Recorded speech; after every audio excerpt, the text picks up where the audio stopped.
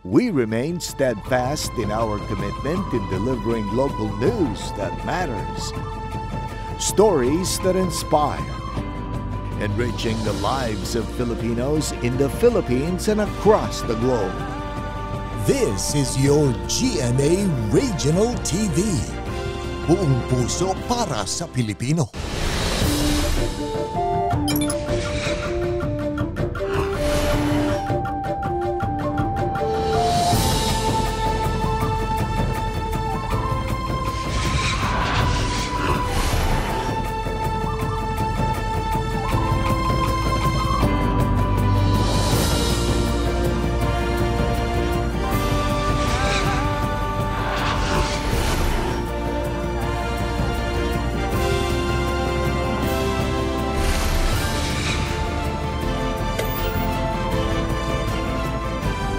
Ito ang GMA Regional TV, Balitang Southern Tagalog. Magandang hapon mga kapuso. Narito na ang Balitang Southern Tagalog. Hatid namin ang mga pinakamalaki at pinakahuling balita sa Timog Katagalugan. Live mula rito sa GMA Batangas Station, ako po si Ace Medrano. Ako naman po si Ivy Saunar Gasang.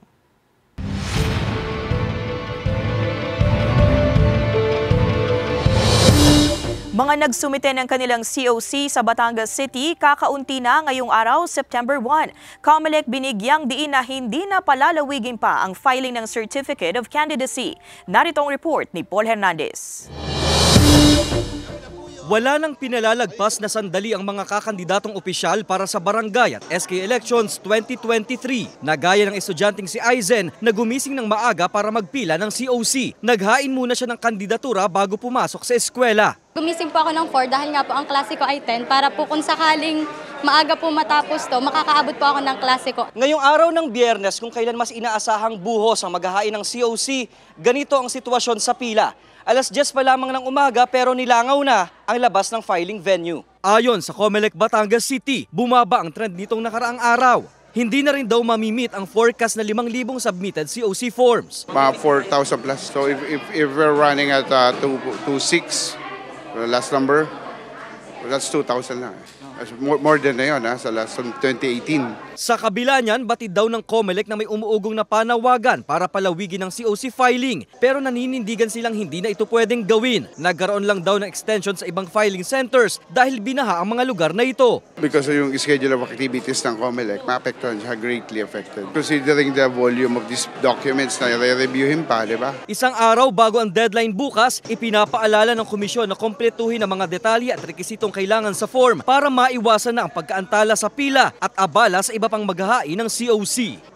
Kasama si Buhay Adante Jr., Paul Hernandez, Balitang Southern Tagalog.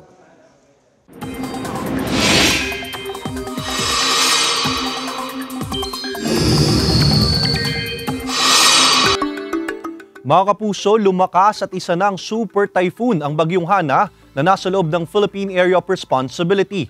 Huli itong namataan 785 kilometers east-northeast ng Itbayat, Batanes. Taglay nito ang lakas ng hangin na 120 kilometers per hour at bugsong papalo sa 150 kilometers per hour. Kumikilos ang bagyo pakanluran sa bilis na 20 kilometers per hour. Ayon sa Pag-asa, hindi pa rin ito inaasang tatama o lalapit sa kalupaan at posibleng nasa labas na ng PAR sa linggo. Bukod sa Bagyong Hana, hinahatak din ang habagat ng dating Bagyong Guring at Bagyong Kirogi na parehong nasa labas ng PAR. Base sa datos ng Metro Weather, may mga pag-ulan sa Cavite, Rizal at iba pang bahagi ng Calabarzon. Matitindi ang ulan sa Mindoro provinces, kaya maging handa sa banta ng baha o pagguho ng lupa. Posible ring ulanin ang iba pang bahagi ng bansa, kabilang ang Northern at Central Luzon, gayon din ang ilang bahagi ng Visayas at Mindanao. Nasa 10,000 biyahero inaasahang dadagsa sa Batangas Port ngayong weekend ayon sa pamunuan ng Pantalan. Samantala, mga maliliit na sasakyang pandagat hindi pa rin pinapayagang pumalaot dahil sa matataas na alon. Naritong report ni Denise Abante. Bagamat nakararanas ng sama ng panahon sa Kalakhang, Batangas dala ng hanging habagat na pinalalakas pa ng Bagyong Hana, tuloy pa rin ang pagdating ng mga biherong magtatawid dagat sa Batangas Port ngayong unang araw ng Setyembre. Ang 36 anyos na si Aiza at ang kanyang 3 anak, maaga pa raw nang dumating sa Pantalan. Galing sila sa Cavite at uuwi sa Mansalay Oriental, Mindoro. Hindi naman daw siya nababahala sa lagay ng panahon dahil sanay na rin siyang magtawid dagat. Gusto namin po bumiyahe kasi mahirap po dito sa amin. Kasi ang hirap po pag may estudyante, wala pong pambaon. Yun po, wala pong budget, kulang po. Opo. Mas madali po dyan sa amin. Sanay po naman kami magbiyahe na ganito ang panahon.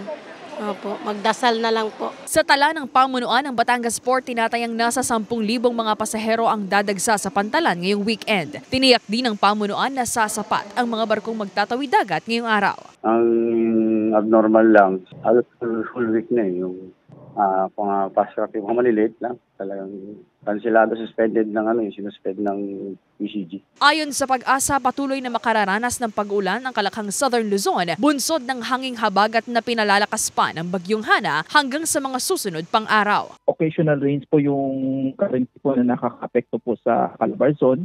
At samantala po yung Mimaropa is magkakaroon lang po ng cloudy skies with scattered rain showers and thunderstorms. Base po sa forecast po natin, possible po hanggang September 5 po. Magiging ganito po yung panahon po natin. Alinsunod na rin sa Sea Travel Advisory na inilabas ng Philippine Coast Guard, hindi pa rin pinapayagang maglayag ang mga sasakyang pandagat na may bigat na 250 gross tonnage pababa. Ang Coast Guard naman po ay nakabase pa rin sa adbiso ng Pag-asa. Sinasagwa po namin dahil na rin po sa kaligtasan nila. Alamin po nila yung kondisyon ng panahon. Dapat alam po nila yung numero ng Philippine Coast Guard kung sakasakali naman pong magkaroon ng unusual incident. Kasama si J. Manjares, Denise Abante, Balitang Southern Tagalog. Price ceiling sa kada kilo ng bigas sa 41 pesos at 45 pesos ipinag-utos ni President Ferdinand Bongbong Marcos Jr. Para sa detalye, makakasama natin live si Paul Hernandez. Paul?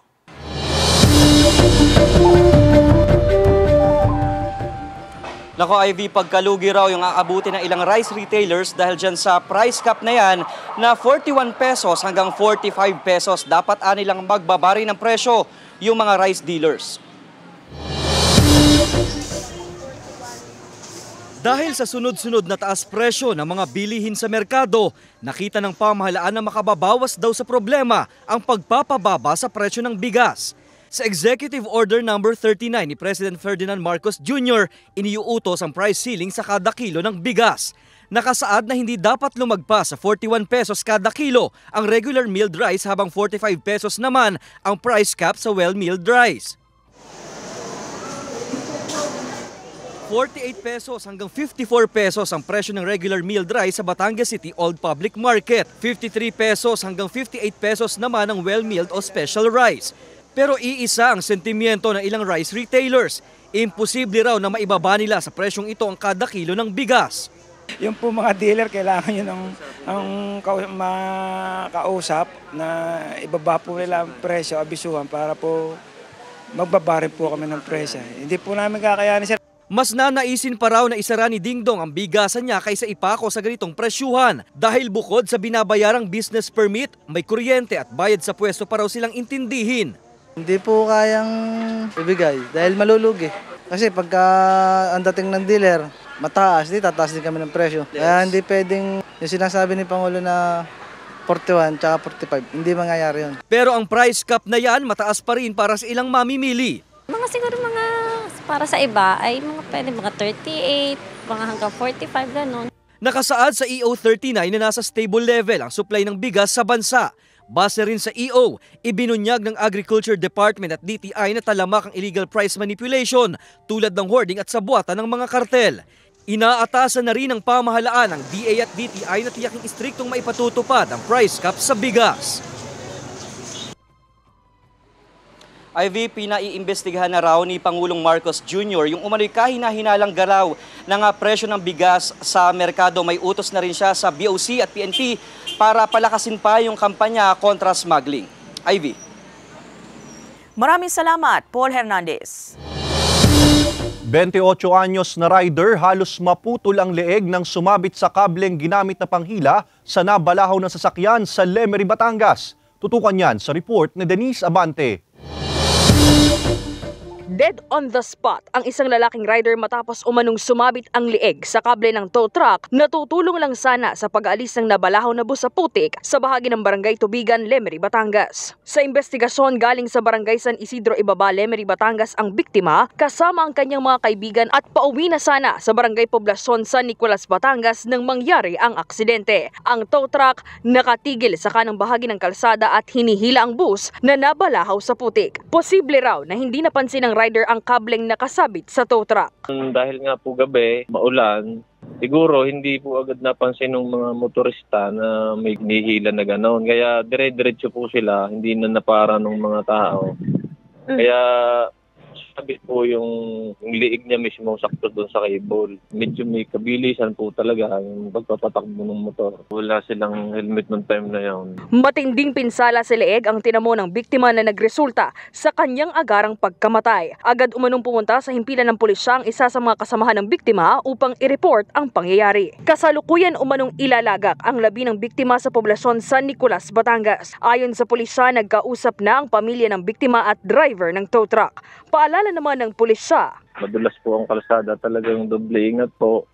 Kung nakamotor ay kung hanggat maaari magsuot po ng helmet at yun po ang importante. Yung mga safety gear po. Iwasan po natin magmaneho ng nasa influensya po ng alak. Sinisikap pa ng GMA Regional TV, Balitang Southern Tagalog na makipag-ugnayan sa pamilya ng rider at driver ng tow truck para sa kanilang pahayag. Denise Abante, Balitang Southern Tagalog. Grupo ng LGBTQIA+ sa Laurel, Batangas naghandog ng libreng gupit, pagkain at ilang gamit pang eskwela sa mga mag-aaral. Narito ang report ni Paul Hernandez. Surpresa ang hatid ng isang samahan ng LGBTQIA+ community sa mga batang estudyante ngayong balik eskwela na sila. Ang grupong yan hinandugan ng mga mag-aaral ng Barangay Bugaan West, Laurel, Batangas ng libreng gupit at samot-saring pagkain. May ilang gamit pang eskwela rin silang natanggap. Ngiti at pasasalamat ang isinukli ng mga batang mag-aaral na nakatanggap ng regalo mula sa grupo. Ang ipinambili ng mga pagkain at gamit, pinag-ambag-ambagan daw ng grupo at gayon din ng mga volunteers gaya na lang ng Batangas Varsitarian, katuwang din ng Laurel LGU. Ilang school supplies din ang handog ng isang pamilya mula sa Mataas na Kahoy, Batangas ngayong back-to-school season. Kwento ni Teresa, kasama niya sa random act of kindness na ito ang kanyang asawa at anak, ang ipinambili sa mga gamit mula sa kita ng kanilang negosyo. Naisipan lang namin gawa nung, sabi ko nga, hindi natin kailangan ng madaming pera kasi hindi natin alam yung buhay. Pati mga magulang nabibigyan din nila. At kahit sa Lipa City, umaabot din ang pamumudmod nila ng mga gamit pang eskwela. Randomly, kung sinong gusto punta sa shop namin, tapos yun, yung mga labis kasi yung mga labis pinamigyan namin sa daan. Lubos daw ang pasasalamat ng mga estudyante at magulang na nakatanggap ng mga gamit. Paul Hernandez, Balitang Southern Tagalog.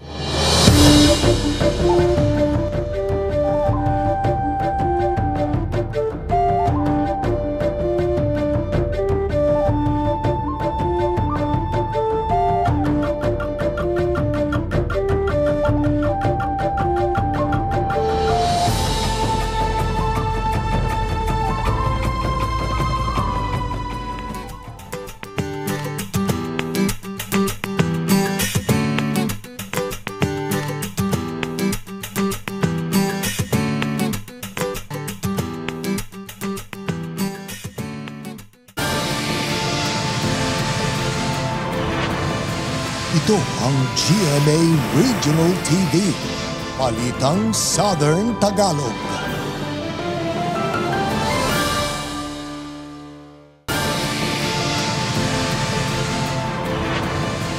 Ito ang GMA Regional TV, Balitang Southern Tagalog. 42 anyos na rider patay matapos sumalpok sa trailer truck sa San Pascual, Batangas. Tutukan yan sa report ni Denise Abante. Patay ang 42 anyos na lalaking kinilala na si Marlo Garcia, residente ng Barangay Santa Elena, San Pascual, Batangas matapos bumangga ang minamanehong motorsiklo sa gilid na bahagi ng isang trailer truck habang binabagtas ang intersection ng bypass road na sakop ng Barangay Palsahingin sa parehong bayan. Sa investigasyon, pauwi na sana sa Barangay Santa Elena ang biktima na naghatid lang umano ng kaanak sa poblasyon nang mangyari ang aksidente. Yung trailer truck ay coming from Batangas going to Bawan, doon sa main road ng bypass road. Ito namang motorcycle ay coming doon sa secondary road ng barangay road ng Palsahingin.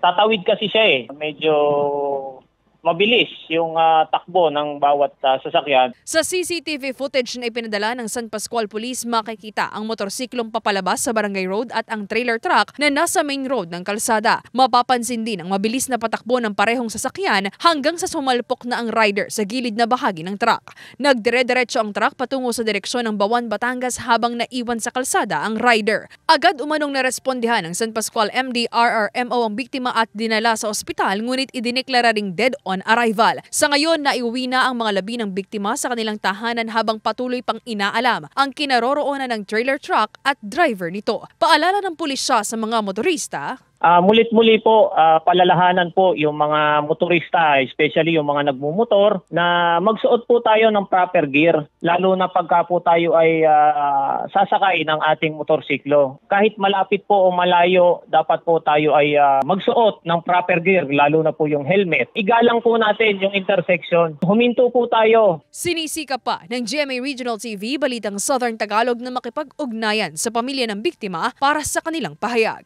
Denise Abante, Balitang Southern Tagalog. Lalaking naharap sa kasong pagpatay natimbog ng pulisya sa Camarines Norte. Tutukan yan sa report ni Hazel Alviar. Arestado sa bisa ng warrant of arrest ang 41 anyos na si alias Rene ng Jose Panganiban, Camarines Norte dahil sa kasong pagpatay. Taon din ang binilang bago ito tuluyang napasa kamay ng pulisya matapos itong patayin ang kanyang biktima noon pang 2004. Walang kaakibat na piyansa ang kaso ng akusado na kasalukuyang nasa kustudiya ng Paracali Municipal Police Station. Samantala sa Lucena City, Quezon, arestado ang dalawang itinuturing na high-value individuals sa isinagawang buy-bust operation ng otoridad sa Purok Bagong Lipunan, Barangay Kuta. Kinilala ng pulisya ang mga naarestong suspect na sina Mark Joseph Campomanes alias Kayakas at Arnel Ibanez alias Jopex. Nasamsam sa operasyon ang 12 plastic sachet ng hinihinalang shabu na nagkakahalaga ng 638,520 pesos at 11,000 pesos na buy-bust money. Sinisikap pa ng GMA Regional TV Balitang Southern Tagalog na makuhanan ng pahayag ang mga suspect. Hazel Alviar, Balitang Southern Tagalog. Mga bangka na patungong Verde Island ilang araw nang hindi nakakapalaot dahil sa nakataas na gale warning. Alamin yan sa report ni Paul Hernandez. Habang tenga pa sa Kalumpang River ang passenger sea vessel na ito, ikinakarga na muna ang feeds ng mga tauhan sa bangka papuntang Isla Verde, Batangas City. Ilang araw na namang hindi makakabalik sa isla ang bangka dahil sa gale warning. Ay para pag bigla kami pinayagan ng Coast Guard, hindi na kami magtatagal pa, paalis na kaagad. Iniinda na rin ni Arnel ang gastos dahil wala rin naman daw silang pinagkakakitaan ng mga kasamahan sa paglalayag. Walang storm signal sa Batangas pero mas malala pa raw ang idinudulot na habagat sa lagay ng dagat. 4 na araw na kami dito na puro gastos laang. Dahil bukas naman siguro, sabi ng Coast Guard, kung kalma, tawag ng maaga, pwede na kami pull out ng maaga. Ayon sa Weather Bureau na Pag-asa, nakalabas man ng Philippine Area of Responsibility si Goring, may bagyong Hana namang binabantayan sa bansa. Tinatahak daw nitong extreme northern Luzon at hindi nakikitang maglalandfall sa bansa. Hinahatak daw ng bagyong Hana at ng kalalabas lang na bagyong Goring ang habagat na nagpapaulan sa Batangas at malaking bahagi ng Calabarzon. More on straight northwestward po yung kanyang pagkilos. Possible po na kung maglalandfall man po siya ay dito sa Taiwan area. Sa linggo raw posibleng lumabas ng bansa ang bagyong Hana. May namataan ding sama ng lagay ng panahon sa labas ng PAR pero nakikitang mababa ang tsansa nitong makapasok ng bansa. Kasama si Buhay Adante Jr., Paul Hernandez, Balitang Southern Tagalog. Pagkilala sa mga natatanging kawani ng jail facility, isinagawa sa pagdiriwang na ika-21 anibersaryo ng BJMP Mimaropa. Nagbabalik sa report si Paul Hernandez. Araw ito ng best of the best para sa BJMP Mimaropa sa selebrasyon ng kanilang 21st anniversary. Umula ng parangal at pagkilala para sa mga kawani ng iba't ibang pasilidad piitan sa rehiyon. Pagpupugay sa husay at dedikasyon sa kanilang serbisyo. Bunga raw ng buong pusong pagtupad sa tungkulin ng Best Staff Jail Officer Award na nakuha ni Jail Inspector Fatima Rabino. Talagang kailangan mong sir ng pawis, sir, ng dugo. Lahat, sir, luha. Kasi you will be undergoing training talaga. So, yung training, sir, hindi siya, sir, biro para maging isang jail officer. Tumanggap ng Plaque of Merit at Efficiency Medal ang outstanding individuals at jail units, pati ang recognition sa mga stakeholder at partner na sumusuporta sa mga programa ng BJMP. Ang hamon ko sa kanila na lalo nilang pag-ibayuhin yung kanilang mga ginagawa, i-develop pa more yung kanilang mga skills, talent, and kakayahan, leadership qualities para lalong ma-inspire yung mga kapwa-kawani. Ang pagdiriwang, pagbabalik tanaw sa naging paglalakbay ng ahensya, 2 dekada na ang nakalilipas. Aminado ang BJMP, may stigma pa rin sa mga persons deprived of liberty o PDL. Kaya kailangan pa rin daw nila ang malawak na pangunawa at suporta mula sa komunidad gaya ng pagtanggap sa trabaho sa kanila. Ang BJMP ngayon patuloy ang paglago. Jail Plan 2040 na sana ho tayo na inado na sa international standard. Malayo pa ho pero kailangan natin simulan. Kailangan natin simulan ng tama, papunta ho sa tama. Tinitiyak ng BJMP na patuloy sila sa pagbubuo ng programa para sa kalinangan ng kakayahan ng mga PDL habang nasa loob ng piitan. Kasama si Buhay Adante Jr., Paul Hernandez, Balitang Southern Tagalog. Beauty Gonzalez magpapamalas ng galing sa comedy sa Bubble Gang. Samantala, kapuso comedian Seth Cadayona engaged na sa kanyang non-showbiz girlfriend. Narito ang report ni Hazel Alviar. Beautiful weekend ang naghihintay sa Bubble Gang sa pagsisimula ng Burmats. Dahil mapapanood bilang guest si Beauty Gonzalez sa comedy show ngayong linggo. Makikikulit at magpapamala si Beauty ng kanyang galing sa pagpapatawa. Simply beautiful daw ang masasaksihan na tawanan at kulitan, lalo na at mas pinatindi ang gags at sketches na hinanda ng Bubble Barkada.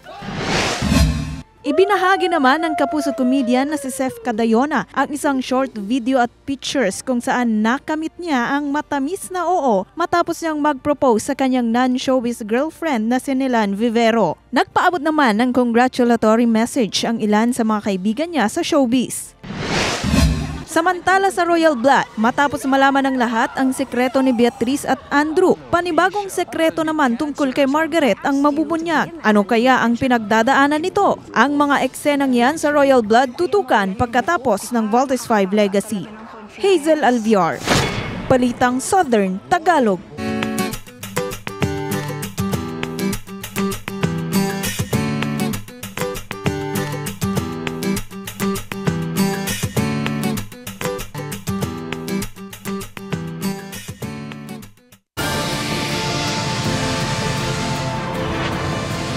Ito ang GMA Regional TV, Balitang Southern Tagalog.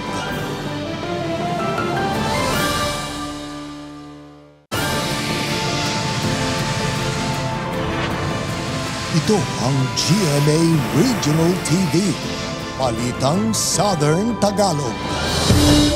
Nasa 80 mga baril na expired na ang lisensya, ipinasakamay sa Lipa City Police Station. Tutukan yan sa report ni Denise Abante. Nasa 80 mga armas ang pansamantalang ipinasakamay sa Lipa City Police Station. Ang mga baril na expired na ang lisensya o hindi pa maparenew ang permit nakalagay sa firearm storage room ng himpilan. Alinsunod pa rin ito sa umiiral na election gun ban sa bansa. Hinihikayat po natin sila, unang-una, na irehistro po yung mga firearms na hawak nila. Sila po ay binibigyan natin ng tsansa upang i-deposit ang ating pong mga unregistered na firearms. Ito po ay ginagawa natin upang maiwasan ho yung mga insidente ng paggamit ho ng baril, lalo na po yung mga unregistered firearms. Naitala sa lungsod ang unang insidente ng pamamaril sa ilalim ng umiiral na election gun ban. Nagkaroon umano ng alitan ng magpinsan sa barangay Bulacnin at bigla na lamang pinagbabaril ng suspect ang biktima. Maswerteng hindi tinamaan ng bala ng baril ang biktima. Mabilis din umanong nakatakas ang suspect matapos ang pamamaril. Dahil dito naging mas mahigpit ang pulisya sa kanilang Oplan Katok upang maiwasan ang kaparehong insidente. Meron din ho tayong mga operations na ikinakandak, gaya ho nitong pag-a-apply ho ng search warrant. As of now po, meron po tayong 12 na confiscated na firearms. Yan po ay mga arrested po yung mga tao. Halo na po na police operations yan. Hanggang sa November 29 ngayong taon tatagal ang election gun ban. Samantala patuloy na hinihikayat ng pulisya ang publiko na iparehistro na ang kanilang mga armas o di kaya ihabilin muna ito sa kanilang himpilan. Kasama si J.R. Manjares, Denise Abante, Balitang Southern Tagalog. 2 senior citizens na biktima ng umano'y budol-budol gang sa Daet, Camarines Norte. Ang detalye sa report ni Hazel Alviar. Makikita sa CCTV footage na ito ang pagbaba ng isang babae at isang senior citizen na lalaki. Maya-maya pa ay pumara na ng tricycle ang babae saka pinasakay ang senior citizen. Bahagi pala ito ng modus ng isang grupong nambubudol sa bayan ng Daet, Camarines Norte. Kwento ng senior citizen na si Benher Mago. Nilapitan umano siya ng babae na kunwaring naghahanap ng bibilhin na bahay. Nakumbinsi raw si Mago na sumakay sa kotse ng mga sospek. Sabi ko, yung bahay ka, kubilhin mo. Pagkatapos, punta kami nga dito sa Foreigner Belmonte. Dito kami nakausap-usap ko ng mga detalye, mga binigay nila. Hanggang dumating ang punto na binigyan muna kami tig 1,000 yung driver, yung yung driver, saka ako. Nang nasa loob na ng sasakyan, may iba pa raw kasamang babae at nakumbinsi raw siyang ilagay sa isang bag ang kanyang mga kwintas. Kasama na ang kanyang wallet na naglalaman ng 15,000 piso. Pagkatapos raw ng kanilang pag-uusap ay sinabi raw ng babae na kakain lang muna sila at hintayin sa isang lugar. Kaya siya pinababa sa kotse at pinasakay sa tricycle pero hindi na niya nahintay na bumalik ang mga sospek. Ang target po nila ay itong mga maedad na. Dumulog din ang isa pang senior citizen sa pulisya na nagreklamong nabiktima rin ng kaparehong modus. Kwento nito sa mga pulis, katatapos lang niyang magbayad ng bill sa loob ng isang supermarket at naghahanap ng mabibili nang lapitan ito ng isang lalaki at inalok ng tulong hanggang sa pasakayin sa kotse at dito na rin nakuha ang kanyang pera na nagkakahalaga ng 20,000 piso. Ayon sa pulisya, isang sindikato ang nagsasagawa ng budol-budol sa bayan at malaki rin ang posibilidad na mga dayo lang ang mga ito. Patuloy pang sinasagawang investigasyon ng pulisya sa insidente. Hazel Alviar, Balitang Southern Tagalog.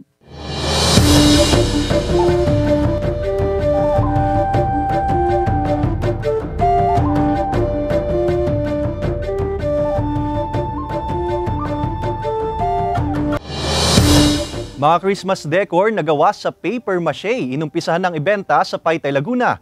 Iba't ibang dekorasyong pampasko tampok sa ilang pwesto sa bayan. Silipin yan sa report ni Paul Hernandez. Ang pasilip-silip ni Jose Marichan, hudyat na the long wait is over. At ngayong unang araw ng Burr Months, mas dama pa ang Christmas vibe sa Paitay, Laguna na ibinibida ang mga Christmas decors gawa sa paper mache o taka. Agosto pa lang may display ng Christmas item sa pwesto ni Ferdinand. May mga pa-order na rin daw sila. Yung August pa para yung early buyer, kumbaga makakalap ko. Mga taga Manila din, yung mga dumadayo sa Paitay, bibili sila ng mga ukit, tapos makita sila may pang Christmas na. Depende sa laki ng gagawing paper mache, gumugugol sila ng 1 hanggang 2 araw bago makagawa ng isang piraso nito. Basta po wala lang pong kulubot. Ito pong ginagawa ko, medyo meron pa po, pipinish naman po yung sa dulo. Papatungan na lang po uli. Bukas na rin sa mga mamimili ang ilang pwesto. Makakabili ng hanging Santa Claus na paper mache mula 230 hanggang 350 pesos. May standing Santa with lamp din na mabibili mula 600 hanggang 3,500 pesos. Sa malalaki yung sa matataas namin ganito, usually sa mga bata, nagpapapicture sila. Yung sa mga pumapasyal dito, nalilibang sila, natutuwa sila. May Filipiniana dolls din na pwedeng pangregalo sa Pasko na 400 pesos naman ang isang pares. May mga pang-display rin na gawa sa resin na nagsisimula ang presyo mula 300 to 30,000 pesos. Umaasa ang mga nagtitinda na habang papalapit ang Disyembre ay siya ring paglakas pa ng kanilang negosyo. Kasama si Buhay Adante Jr., Paul Hernandez, Balitang Southern Tagalog. Samantala, mapapanood niyo po ang episode na ito at iba pa ang pinakahuling lokal na balita sa official website ng GMA Regional TV. www.gmaregionaltv.com. Pwede rin kayong bumisita sa aming official YouTube channel, GMA Regional TV, at i-click ang subscribe button para sa pinakamaiinit na balita mula sa rehiyon. Dahil sa GMA Regional TV, local news matters. At yan ang mga pinakamalaki at pinakahuling balita sa Timog Katagalugan. Maraming salamat sa pagsama sa amin, pati na ang mga kapuso sa ibang bansa na tumutok sa mga balita sa rehiyon. Kami ang GMA Regional TV, Balitang Southern Tagalog. Buong puwersa para sa mas malaking misyon at mas malawak na paglilingkod sa bayan.